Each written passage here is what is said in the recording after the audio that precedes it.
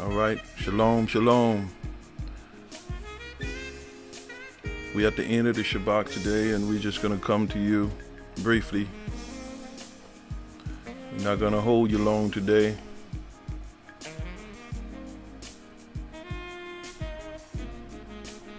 I don't know how many of you all are out there, but all right.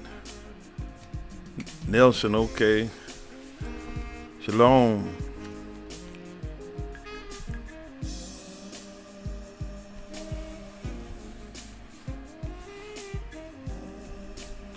All right.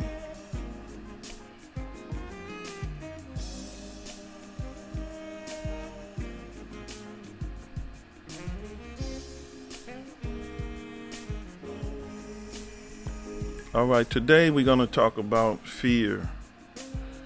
That's going to be our topic today. We're going to be dealing with fear. A lot of people are dealing with fear, but we're going to talk about it today. We're going to talk about it and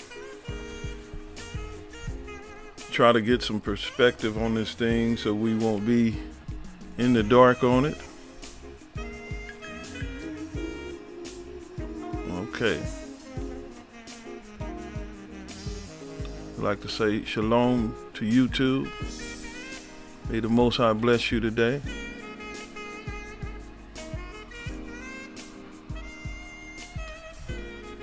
As soon as this tune goes out, we're gonna get close to going out. We're gonna go ahead and go into our lesson today. I don't consider myself a long-winded individual. That's why it doesn't take me long to get across what I want to get across, but I believe some want me to go a little longer. All right.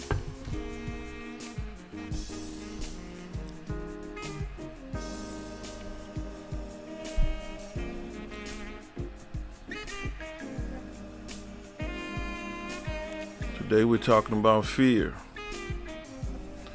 A lot of people are just overcome with it, dealing with this situation, with this sickness that's going on. They are overcome with fear. All right, Cedric Harrison Singleton, may the Most High bless you. All right, we're going to get started here.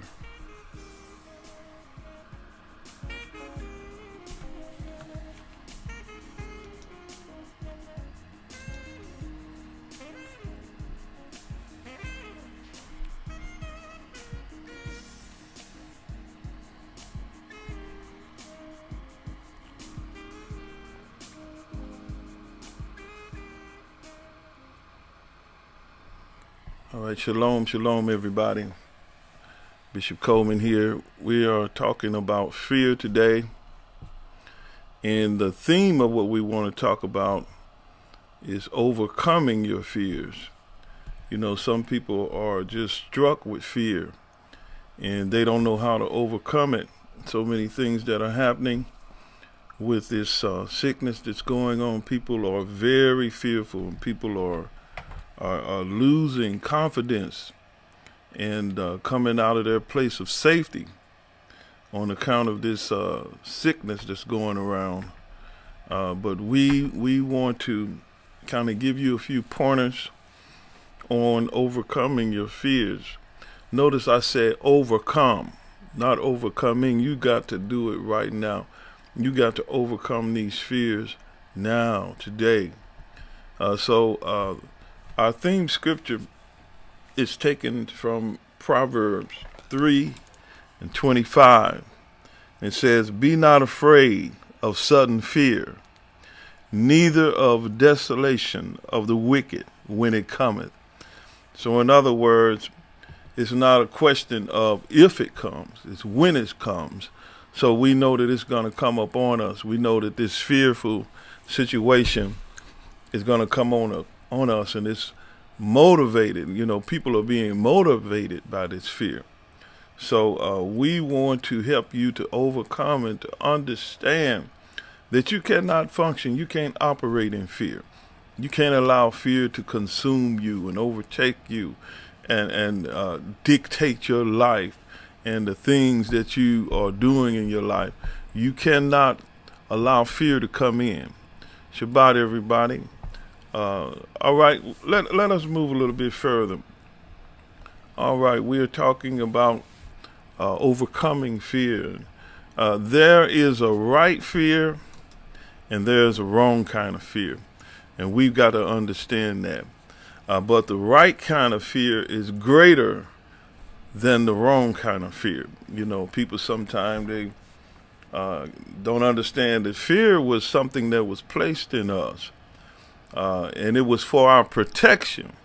Fear is to protect us. It kind of gives us warning signs to that danger is near.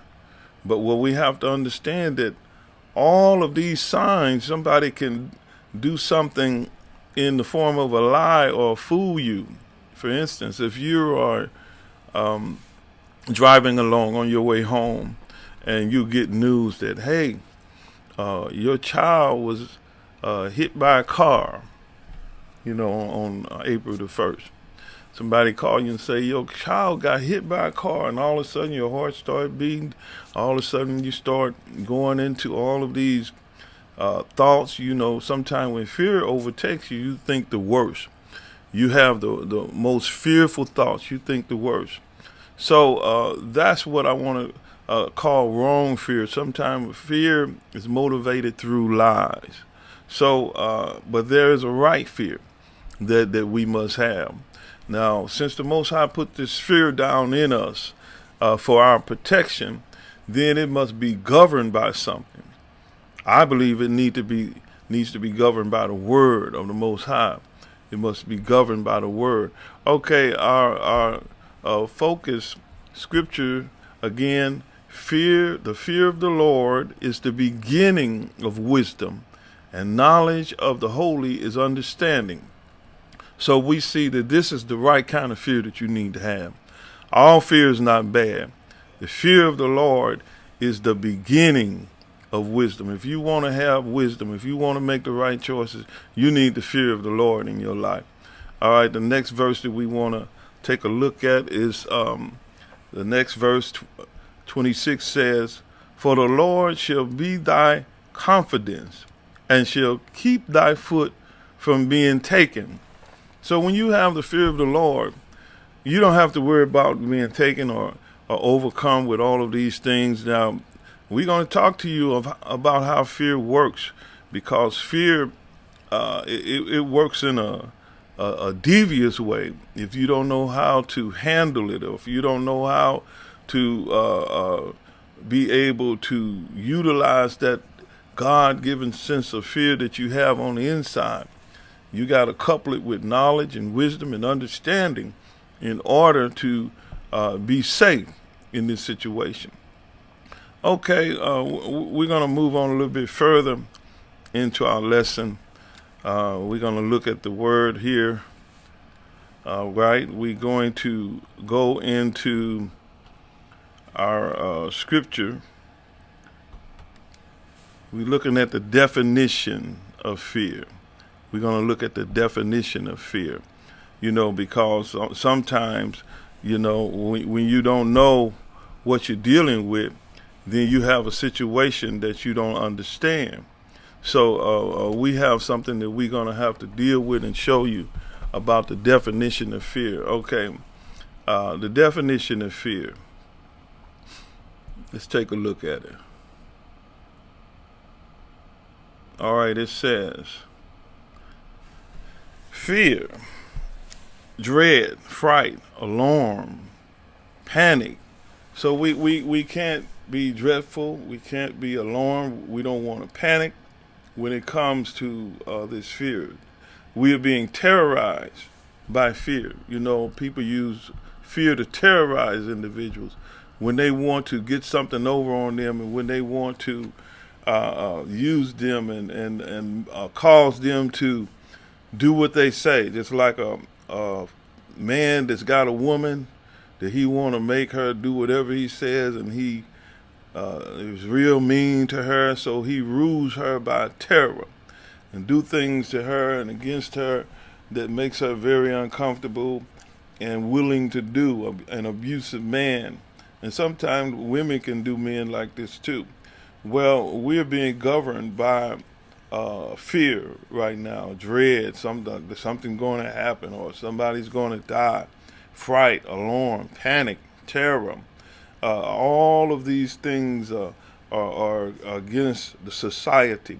Trepidation means painful agitation in the presence of anticipation of danger. You know, sometimes people anticipate. Your mind runs away with you. Remember the example I gave you of the person driving home. Somebody calls them, say your child's been hit by a car, or we can't find them, and they're trying to play a trick on them and have them driving all the way home just to find their child is safe. You know, that can cause people to have heart attacks. That can cause people to go into panic attacks. You know, so that's what the Most High put in us is a protection of fear. Like when an animal is getting ready to attack you, you need to be fearful. You need to know what to do. So we got all of these things that we need to consider. Fear is the most general term and implies anxiety and usually loss of courage. So we got to stand in courage. Now, you all know what I'm speaking of. I'm speaking of this sickness that's going around where people are just losing themselves. You got to remember that, you know, that your immune system stands in the 90 percentile range, the high 90 percentile range, 97, 98, 99 percentile range of your capability of being able to survive this. Is, you know, there's nothing more than a cold for some of us. It's the people that are challenged in their health. They need to take precautions, but then they don't need to overdo what they're doing. Okay, we're going to get into a little bit more of the definition of fear. Now, the effects of fear. What does fear do to you? Let's take a look at it.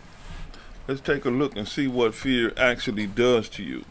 All right, fear can negatively impact both physical and mental health, contributing to cardiovascular disease, immune dysfunction, chronic illness, depression, and anxiety. So now we're constantly being bombarded with fearful things, fearful images, people in the hospital with all the tubes and stuff, and then we're looking at the death rate. It's, you know, scaring people with the death rate going up. All of this is imposing fear on the population. So the negative impact is both physical and mental. So it's messing with your mind and it's messing with your body.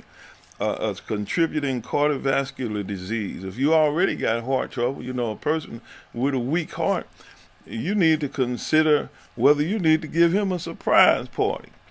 Because, you know, he coming in heart already weak and folk jumping out, surprise, a whole bunch of people. And cause the man, he fall out with a heart attack, or woman. Because fear, you know, they're scared people. Some people get highly upset when you try to scare them or pull some trick. They're ready to fight, ready to pick something up and knock you upside your head talking about surprise. You know, so we got all of these things, then we ain't even got to the disease. You got all these things building up. Something is working against your immune system. It says immune dysfunction. It comes from all of this, hearing all this stuff and all this news that's going on about what's happening and what's going on. And then don't hear that one of your relatives, that got COVID. You think, they getting ready to die. No, they're not necessarily getting ready to die. That's your mind's working on your mind. All right? Why is fear bad for us? You know, too much fear. Fear is programmed into your nervous system to provide survival instincts, needed to keep you safe from danger, like I told you. But fear is unhealthy when it makes you more cautious than you really need to be to stay safe. Then it says, and when it prevents you from doing things you would otherwise enjoy. So a lot of things been taken away from us, a lot of things we don't do, and it's all wrapped up in this fear thing. So this is really, a lot going on, and we're not paying attention to it. So my word is to overcome fear. Stop being so fearful. Stop being so afraid. Rest in the Most High. He is the one that's going to enable us to be able to handle and to go through the things that we need to go through. All right, let's move on a little bit further. Okay. I don't want to put myself all the way off the screen. All right, it says, "Fear not." In the Bible, occurs 365 times. That statement, "fear not," is in the Bible 365 times. That's one time for every day in the year. It's telling us to fear not. You got to fear not for every day of the year. So that means that we shouldn't be governed by fear every day. Now, this thing has been going on close to a year now. We've been dealing with this close to a year now. So we got to fear not for every day of the year, then and now. And I'm bringing you one today, telling you not to fear.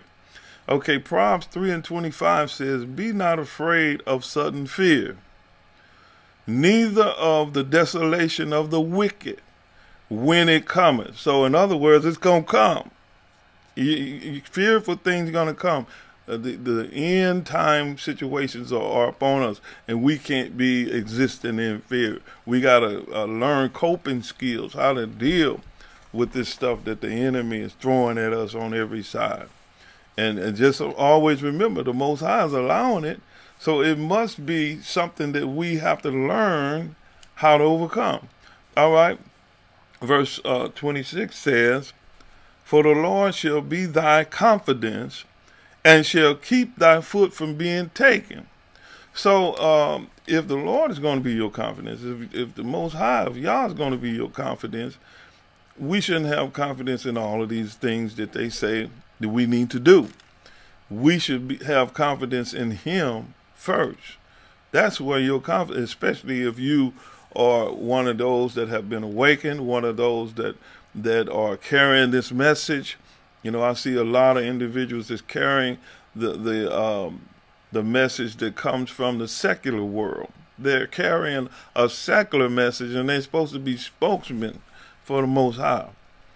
Now, what sense does that make? You're supposed to be a spokesman for the Most High, but you're speaking for the secular world. That's a strange situation. All right. Timothy, 2 Timothy 1:17, which is a very popular scripture. It says, for Yah have not given us the spirit of fear, but of power and of love and of a sound mind. So we got to have the right kind of spirit. He haven't given us the spirit of fear, but of power and love and of a sound mind. All right. Isaiah 41 and verse 10 says, "Fear thou not, for I am with thee." Now that should be enough for you right there. Fear that. There's another one of those, fear not. "Fear thou not, for I am with thee. Be not dismayed, for I am thy Yahweh. I am thy God. I am thy Elohim. I will strengthen thee." In other words, I'm going to be the one that gives you strength. I've already put strength in you when I created you and created your immune system. I'm going to strengthen that for you. All right? Then it says, "I will strengthen thee, yea, I will help thee, yea, I will uphold thee with the right hand of my righteousness." So we are being upheld when we walk in the ways of the righteous. We are being upheld. He's keeping us standing strong and standing tall. So we have to learn to fear not. We cannot diminish. We cannot fall. We cannot waver in our situation because we see all these things going on in the world. We have to remain faithful. You got to teach that to your household members. There's so much that I can say, but I won't say because they've got all these rules, and I want to continue to be able to utilize my platform. But I believe I'm going to put some links of some videos after I'm done in the section, in the description section, so you can kind of research some things for yourself. That's what I would encourage. I would encourage you to research some things for yourself and understand where we are in this situation. Okay, let's continue on. All right, what are the three components of fear? There are three components of fear. Fear is not just something just come on its own. It's something that has a foundational makeup, physiological arousal. So sometimes when you around certain people, they encourage you different ways. It says cognitive subjective distress and behavioral avoidance. So in other words, you would do things to try to alleviate the fear that you have. And in this case, people are taking the vaccine or whatever because they're trying to find something to a psychological arousal, something to do to alleviate from being afraid. So fear is powerful. Fear has power. All right? What fear can do to your life? What can it do to your life? Fear and anxiety can last for a short time and then pass, but they can also last much longer and you can get stuck with them. So that's what I'm focusing on. I don't want anybody to get stuck in this fear. You can get stuck in them. In some cases, they can take over your life. Sometimes people are consumed with fear. That's why we got all those fear nots in the word of the Most High. 365 of them all through the word. When Moses was standing at the Red Sea with Pharaoh's army closing in behind him, people complaining, mountains on both sides. In other words, nowhere for him to escape, nowhere to go. The word came to him and told him to fear not, but stand still. Sometime before you go and do things, you need to stand still, take surveillance, and level your head out. Stand still. All right? Let's continue on.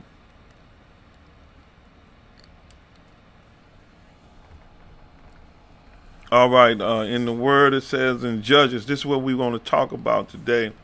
This is going to be our theme topic that we're going to talk about today. A very, very powerful text. In Judges 6 and 16, Judges 7 rather, Judges 7 and 16, it says, "And he divided the 300 men into 3 companies, and he put a trumpet in every man's hand with empty pitchers and lamps within the pitchers." So in other words, he gave them an instrument. I think I have one here. Let me see if I can get it and show it to you, what he gave them.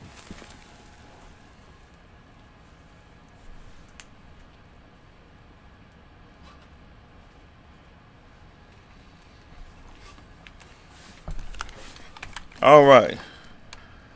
The scripture says that,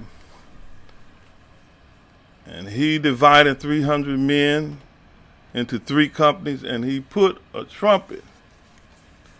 He put a trumpet in every man's hands with empty pitchers and lamps within the pitchers. Now, let me see if I got something that resembles a lamp. He gave them something that brings light. He gave them something to blow, and he gave them a lamp. And then he had a light on the inside of it. Had a light on the inside of the pitcher. Now, let me recant on this and give you some outline of what this whole thing is talking about. It's talking about Gideon. You know, Gideon, when the angel came to him and told him that he was a mighty man of valor, he was struck with fear. He was very afraid of the Midianites that were coming in and stealing all the crops and doing a lot of things that were keeping them in poverty. And the Most High had chosen him that he would be the one that would be the deliverer. It's a beautiful story. You can take time out to read it and study it. But however, Gideon was given this charge, and he was complaining and telling the angels all of his pity party stories that he had, and he was the least of all his people, and the angel had to work on him. Even Gideon had laid fleeces out and asked the angel, well, if this you be right, make the fleece wet, or if you be right, wet up the whole land and leave the fleece dry, you know. And he made all of these proclamations that he wanted the angel to do to prove to him that he was chosen of the Most High, sort of like some of us are when we first come into the knowledge of who we are. We want all these signs. We want all these scriptures.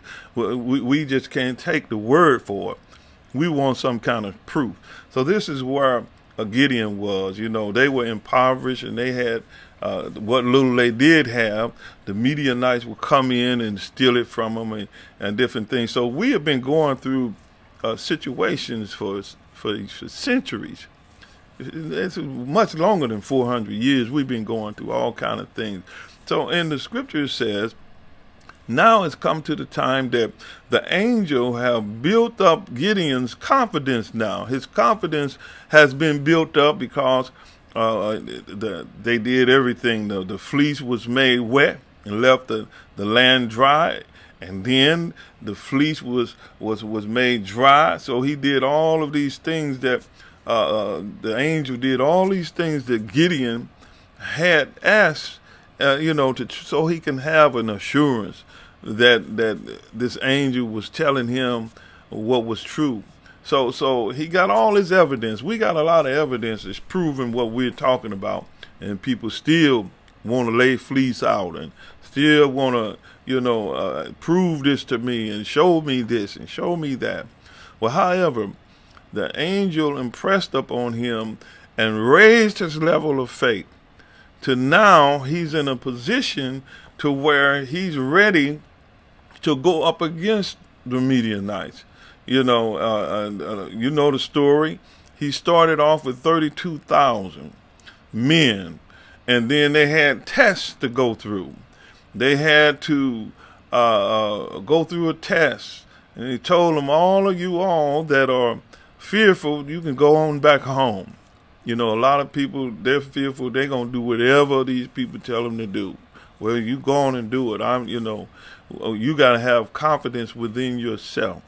So 22,000 men left.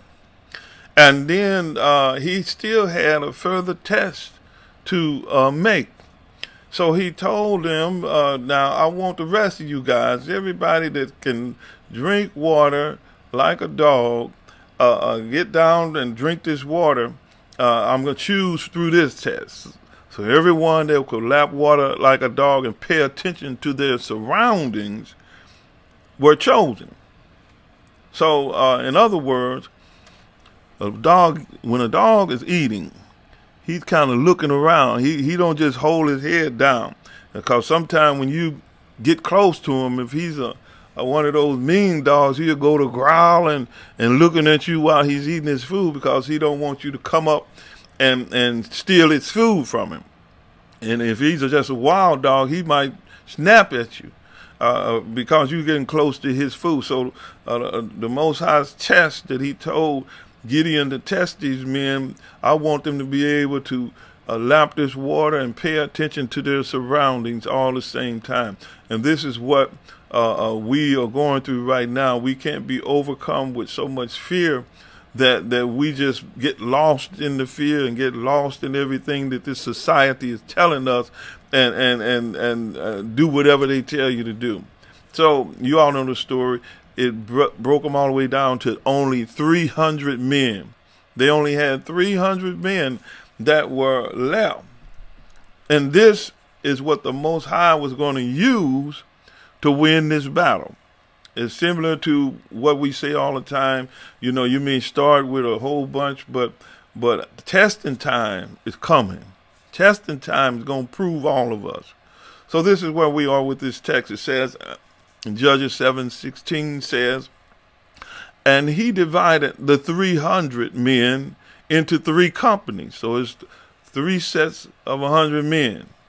And he put a trumpet in every man's hand, which with an empty pitcher and lamps within the pitcher. So you all know that they had trumpets in that day that was basically like a shofar.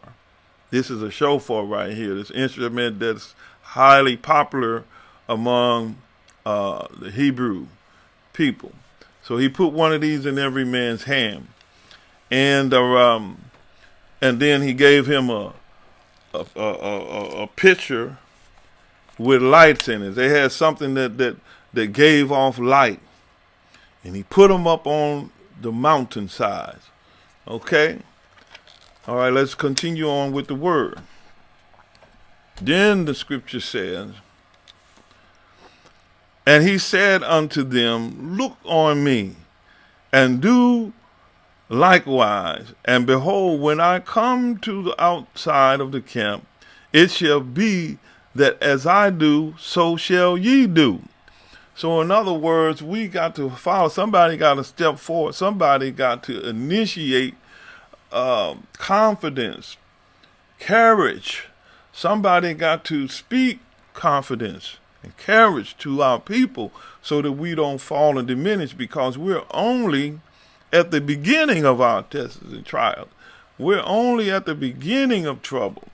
So we can't faint already. So somebody has got to speak confidence. All right, let's continue. Then it says, when I blow the trumpet, I and all that are with me, then blow ye the trumpet. So on every side of the camp, and say, the sword of the Lord and of Gideon. The sword of the Lord and of Gideon. So we got to speak as one. We got to function as one. You know, you don't want to be in the 22,000 that left, or the other thousands that end up couldn't pass the other test, but you want to be one of those ones that will act in faith. So this is what we're trying to do, is build up the faith and get us out of the spirit of fear, because the spirit of fear is powerful and strong. It'll tear you all the way down. It'll make you become subservient. All right.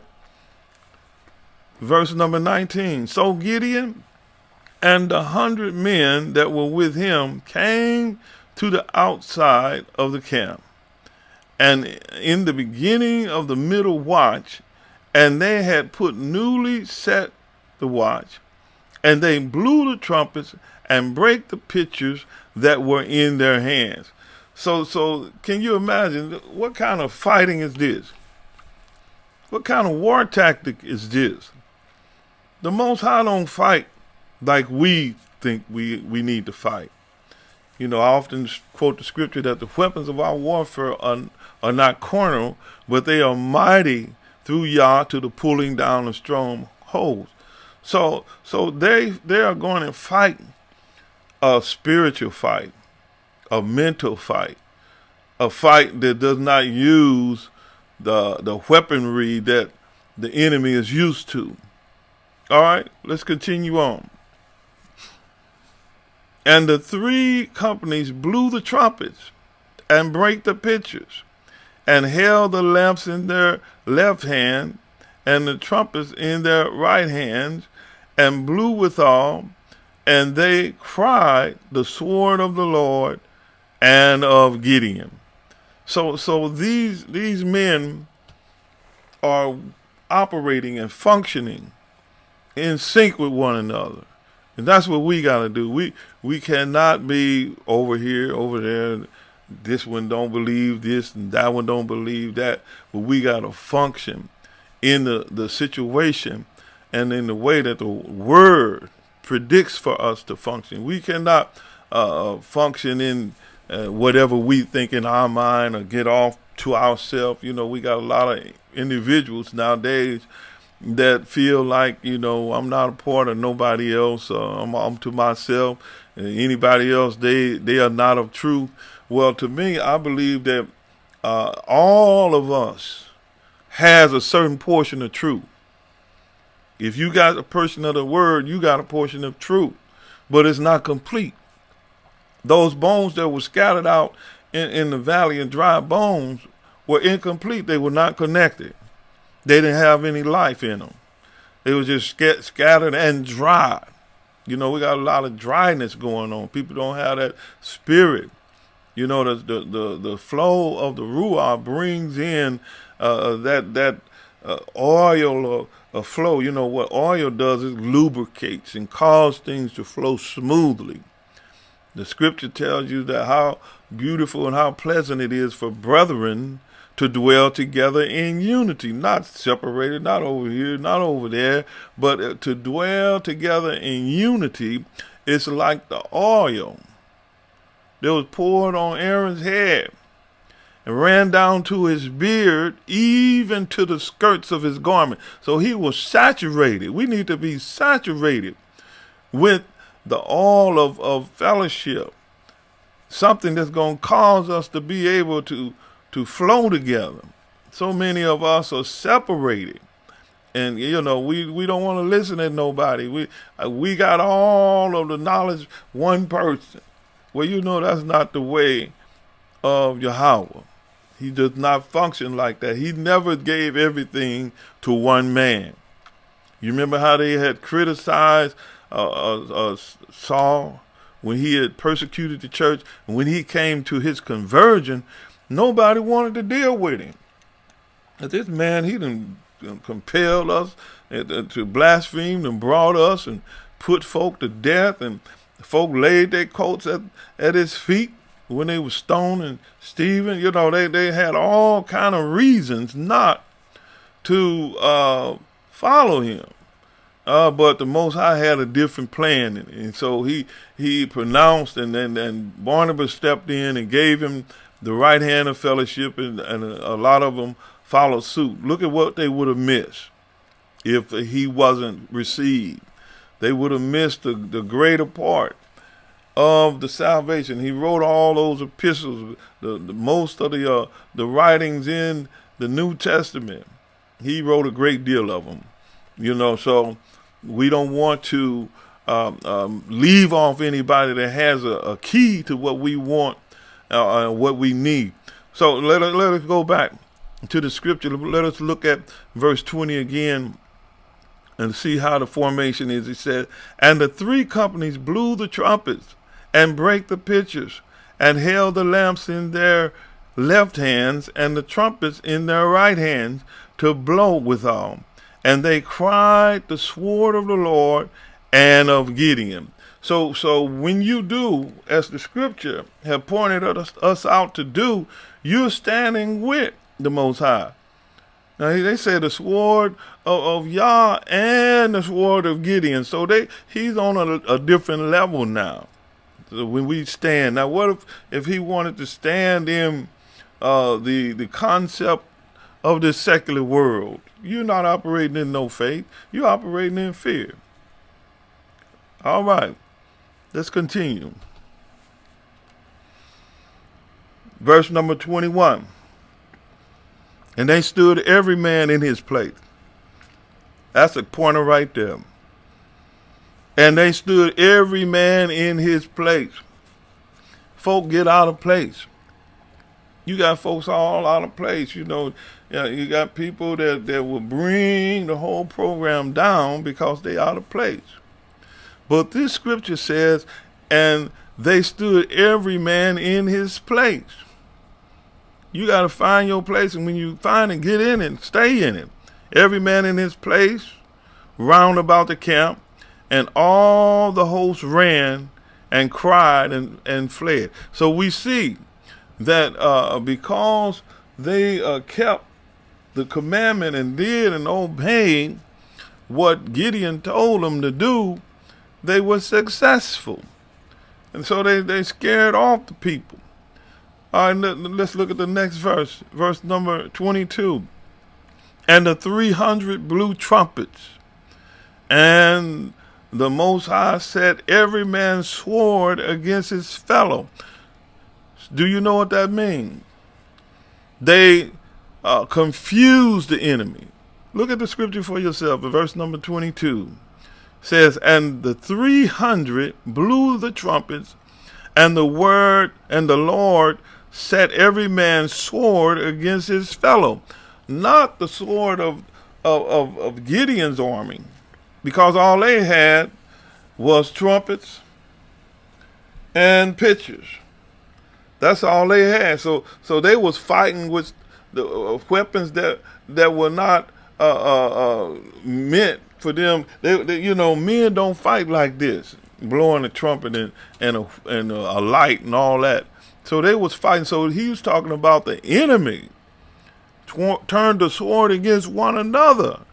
He confused the enemy. It says, look at it again. And the 300 blew the trumpets, and the Lord set every man's sword against his fellow, even throughout all the hosts, and the hosts fled to Bethshetia and Zererath, and to the borders of Abimelech unto Tabbath. So the fighting that they were participating in was not like you thought it would be.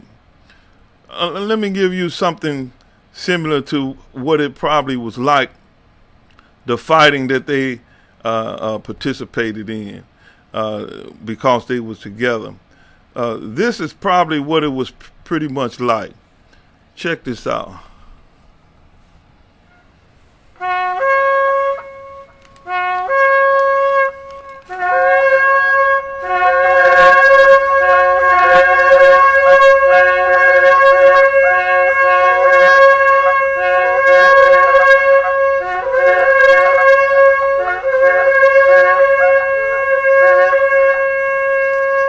So that's pretty much, I don't know if you heard that. I don't know if you could hear that sound. Did you hear those shofars blowing? I don't know. Maybe you didn't hear it. But this is the kind of fight that they were indulging in. And it was very strange that these men would fight in this fashion. They were fighting a fight that was ordered by the Most High. I'm going to give you another example of what this fight was like again. See if I can see what it sounded like.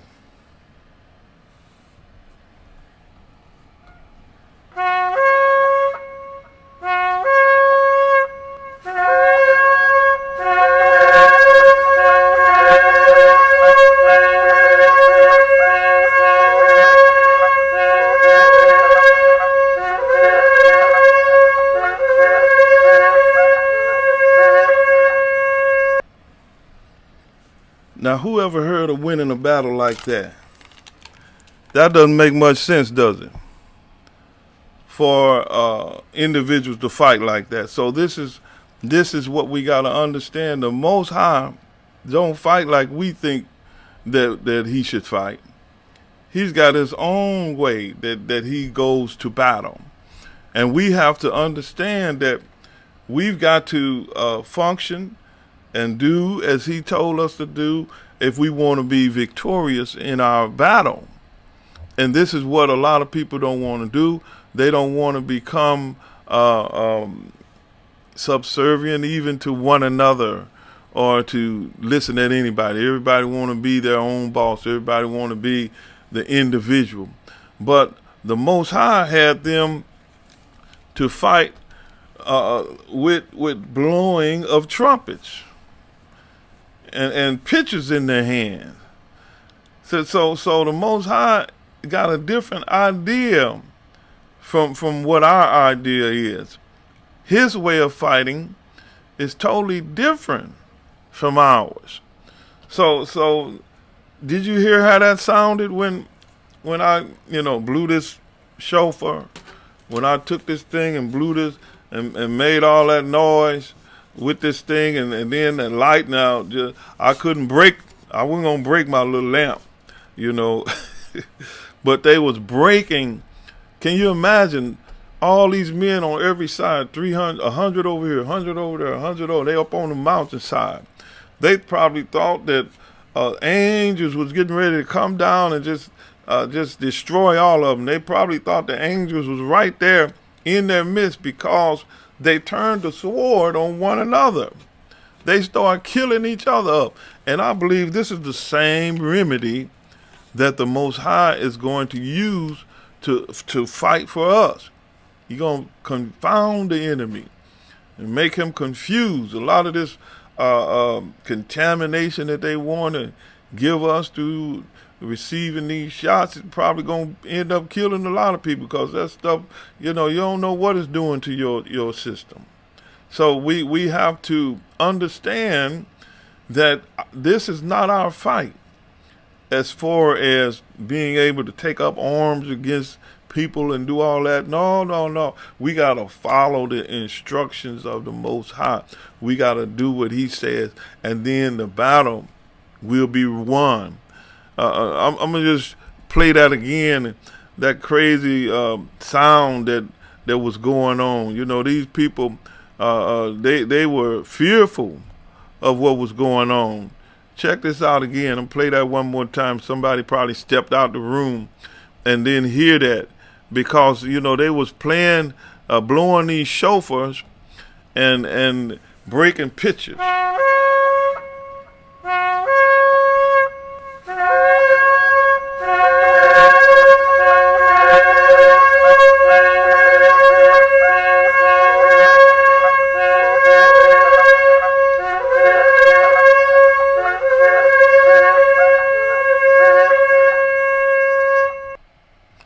Now, can you imagine hearing a noise going on like that? But hundreds, you talking about hundreds, and all those lights, and then they breaking them, and it confused the enemy.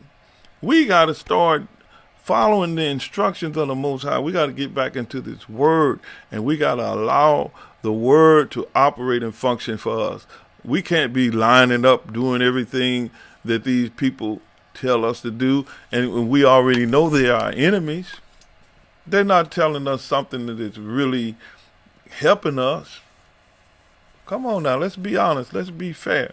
When you look at the word will express to you and teach you something when you understand what the word is saying. And the Most High is trying to get us to do and to function as a group, as a unit. We got to get out of this mode of fear. People are just overcome with fear. They just fear for everything, scared of their own shadow. People are just overcome with fear. They don't know how. Fear is just overtaking them. But we got to come out of that. We got to come out of that realm of fear and begin to operate in courage. Fear not. Stand still. Remember I told you that fear not is in the word of the Most High 350 times. So that's one time for every day of the year. So if we get it in our spirit, I'm not going to fear not one day. Every day when I rise up, I'm not going to operate in fear. Now, we can talk about what's going on, talk about all these fearful things that the world is fearful of, but we shouldn't be overtaken with it. Yeah, we can talk about it and explain to it, because the scripture tells us to declare this among the Gentiles. Declare this, speak this among the Gentiles. All these things is getting ready to happen. All these things are coming up on this wicked and evil world. Declare it among the Gentiles. Speak it among the Gentiles. And stop operating in fear. Get out of the spirit of fear. He's not giving us the spirit of fear, but of power and of love and of a sound mind. This fear mixed with your mind, it will break you down. So my friend, that's where we are today. I just wanted to come to you at the end of this Shabbat. We're here in St. Louis. It's supposed to be getting a bunch of snow, bad weather's coming in. I'm looking out the window right now. I see little flurries coming down. But I'm not fearful of that either. So my friend, this is where we are. Remember Gideon. Gideon was a man of faith, and he was fearful in the beginning. He did not want to believe what the angel was telling him. He was hiding while the Midianites was coming and stealing all their crops. He was hiding. Some of us hiding and watching the enemy come in and desecrate everything that we built up and stood for. Now they done worked and got their crops, and the Midianites just come run in on them. We've been abused like that for centuries. We done worked, and other men, they sitting back eating and chewing on what we done worked for and throw us a bone. Come on now, it's time out for that. We got to come off of that. Time for us to stop being so fearful. We got to learn how to walk in courage now, so that we'll be able to walk in courage once we're set up on high. You can't walk into the rulership fearful and afraid. You got to walk in with your head held up. You can't walk in fear. You got to walk in courage. Many times people don't understand the responsibility that comes with being the chosen of the Most High. Folks still don't want to believe who we are. They still coming up. They just can't believe it. Oh no! I put information out and give it to certain ones. Every now and then I'll go on folks when they teaching and talking and put some information out there, and then go back later on and check. They done deleted it. I'm talking about Gentile folk. They done deleted the information that can help them to understand who we are. They don't want to know it, and if they do know, well, they're in double jeopardy, because you know the truth. Him that knoweth to do good and doeth it not, to him it is sin. So you can't be around here knowing who the Most High chosen are and still stepping on them, still stomping on them. You're going to get double, triple. You're already in line for double. So we got to get out of the spirit of fear. We got to get out of it. Don't let fear run you. Get out of the spirit of fear. He's not giving us the spirit of fear. Somebody ought to be happy that we telling you what thus said the Most High. He told us to overcome fear. He that overcometh, to him I'm going to give to him a crown of life. And go back to our first theme scripture. It says, be not afraid of sudden fear, neither of the desolation of the wicked when it cometh. So when these things come upon us, we cannot afford to be overtaken with this. Be not afraid of sudden fear. Now, this thing came on us sudden, but we got to stand tall. All right, I'm getting ready to sign off. We just love you so much with a godly love, and we want you to be encouraged, because this is what it's all about. It's all about us remaining faithful. And we got to learn how to know the difference in the right kind of fear and the wrong kind of fear. Because there's a right kind of fear. The right kind of fear is the fear of the Lord is the beginning. And the scripture says, the fear of the Lord is the beginning of wisdom, And knowledge of the holy is understanding. You need to understand where we stand and what we're dealing with and what we're going through. This is a critical time for us. Very critical time.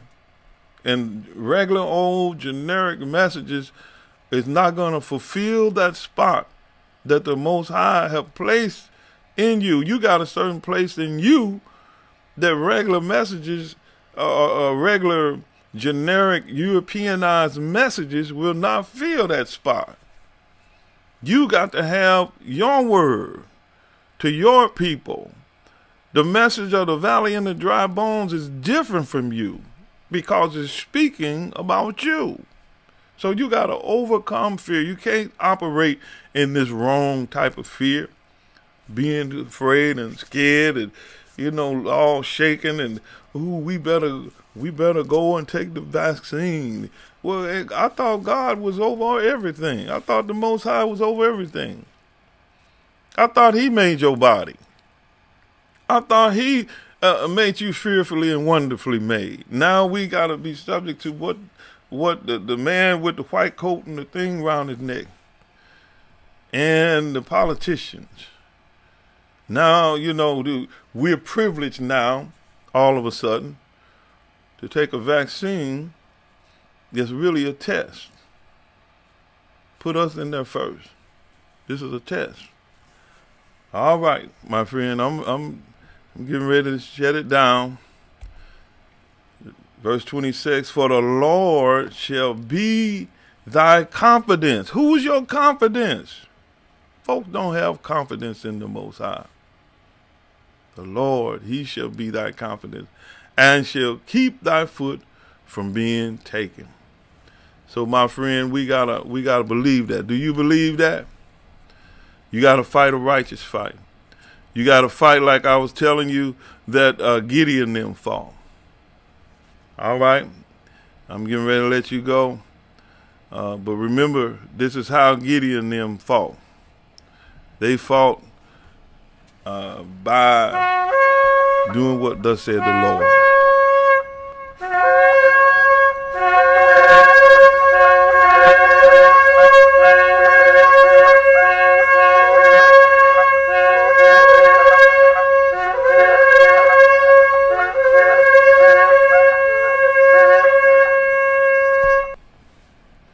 All right, my friend, that's it for today. May the Most High bless you, smile upon you, and keep you. And always remember, you got to understand fear. You got to overcome it. You got to fight. Don't let fear overtake you, but you overtake it. All right, my friend, that's all I have for you today. We're going to say shalom, peace, and enjoy the rest of your day. Peace.